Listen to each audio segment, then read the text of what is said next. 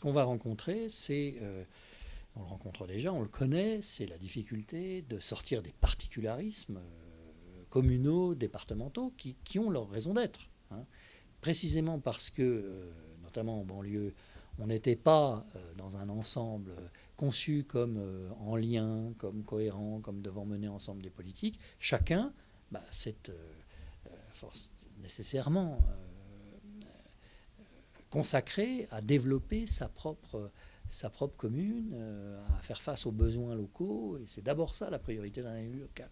Aujourd'hui, hein, dans le système.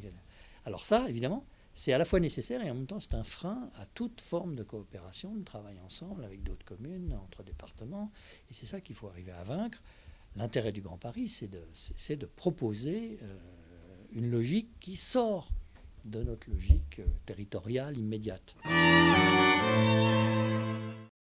Aujourd'hui, on a beau être limitrophe de Paris, rencontrer des élus parisiens sur des questions communes, c'est quelque chose d'absolument exceptionnel. C'est un peu comme si, en effet, on habitait à 100 km de Paris et que tout à coup, on trouve un sujet d'intérêt commun. Ça serait aussi extraordinaire que cela. Alors que c'est évident quand on réfléchit à la ville elle-même, à la manière dont elle est faite, on a des besoins évidents de travailler avec Paris.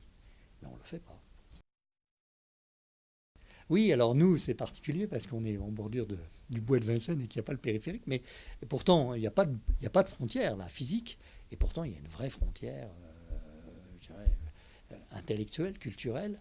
Et la frontière du périphérique, bien sûr, oui, elle constitue une frontière dans les esprits qui est extrêmement, extrêmement forte.